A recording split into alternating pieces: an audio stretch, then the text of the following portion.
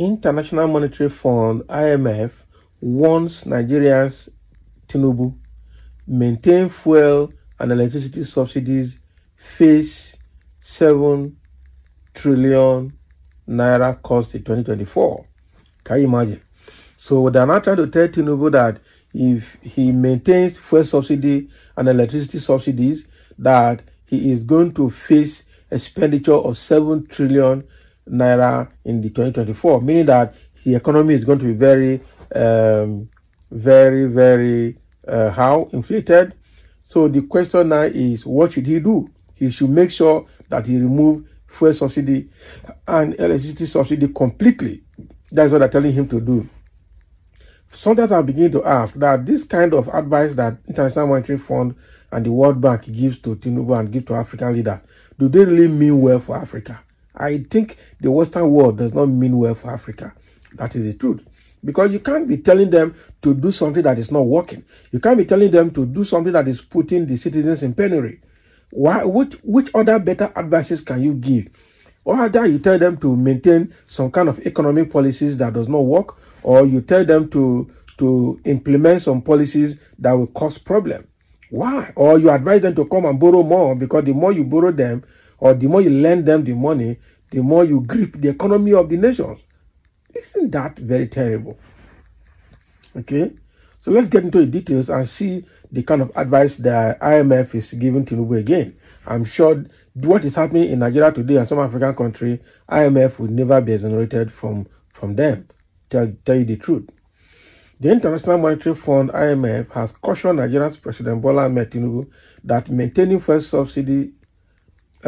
fuel price caps and electricity tariffs below cost recovery could lead to staggering fiscal cost of nearly 7 trillion naira, 3% of GDP in 2024.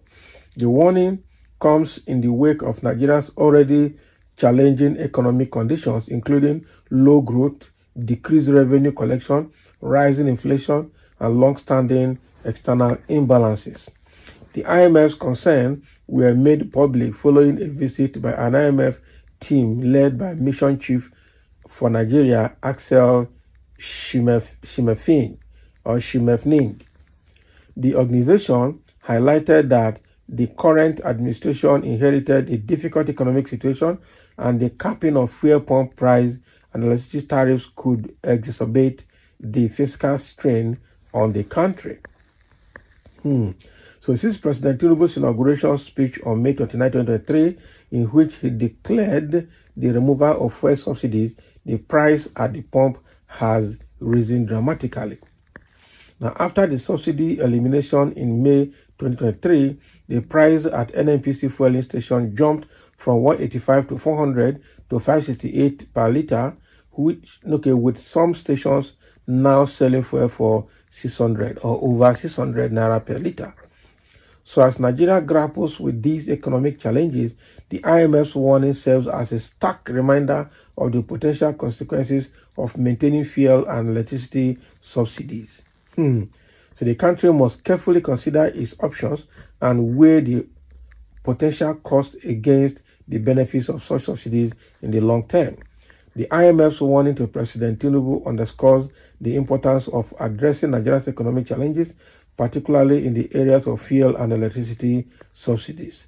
The country must navigate these complex issues to ensure a sustainable economic future for its citizens. So the truth of the matter is that, is subsidy our problem or the political looting that is our problem? The money that politicians are stealing from Nigerian purse is just so huge that they are the ones wrecking the country. We have enough money to subsidize anything we want to subsidize. Nigeria has enough money to even give electricity free of charge. Nigeria has enough money to even sell fuel at the lowest rate. Nigeria has enough money to provide medical care free of charge to everybody. In the UK, they have benefit for everything. In US, they have benefit for everything. In US, they give salary. They even pay the unemployed. They call it unemployment fee, unemployment allowance. So what is so the hula baloo about the so-called subsidy? All you need to do is make the refineries work and find out the people that are stealing the subsidy and stop them from doing that and channel the money productively into something. I don't understand. Sometimes I see people in opposition party being right sometimes. Because what Tinubu is doing, it looks like the Western world is using Tinubu to undo Nigeria and probably undo West Africa.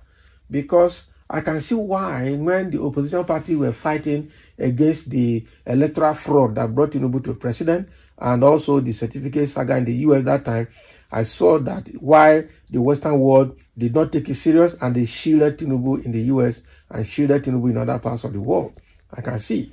Because it is obvious that they're going to use him to achieve a lot of their aim right here in Nigeria. And this is the reason other countries like Mali, Burkina Faso, and the Niger Republic decided to do what they did by, allowing the military to take over.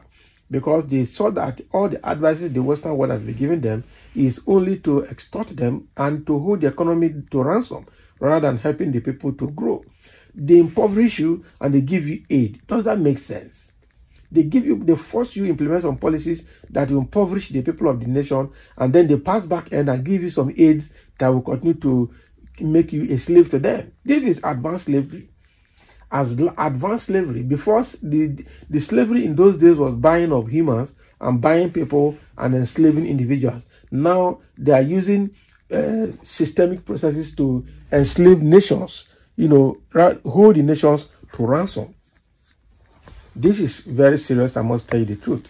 We don't understand this kind of advice that IMF is giving Tinubu, to tell you the truth. And somebody is saying, why won't the IMF mandate the federal government to ensure that all our refineries are working and that we should refine all our crude oil, then ban importation of fuel? They won't say that.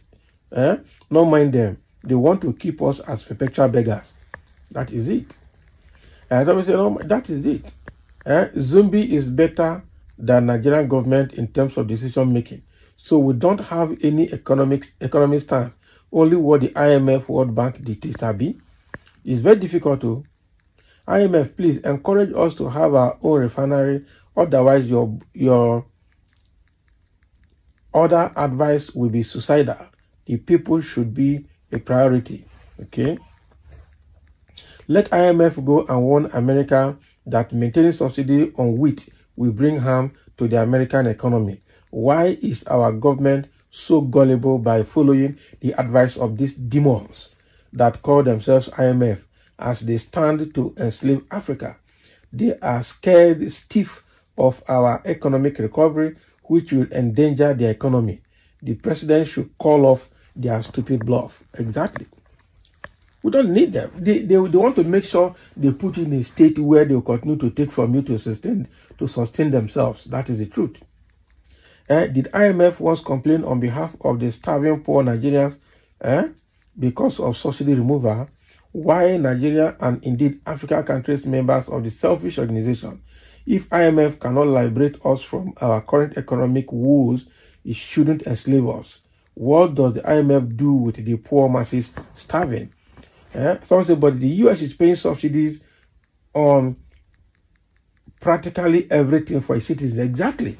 The US, the UK, the Russia, the Australia, and all of them, the Canadians, they are paying subsidies for everything to make life bearable for their citizens. But they don't want subsidies in Africa. Isn't that bad? And somebody say, IMF plan is to see Nigerians dying in the streets of Nigeria. They are pushing our government to tighten the belt the more. In all fronts, this same advice cannot be given to Western world countries, some of whom are equally deeply indebted to them or World Bank. They want to see riots arising from hardship and poverty in our streets, but God will not allow them to have their way. They have deceived our government to remove fuel subsidy, allow Naira to float against US dollar, and recently increased tariff in electricity bills, despite the hardship these measures brought to Nigerians.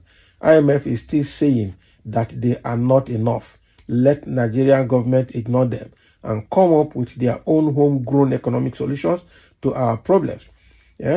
Why are they not pushing Western world countries to do the same? Why Nigeria and why Africa? IMF is one of the Western apparatus to drain other countries in the world, and that is true. I totally agree with that.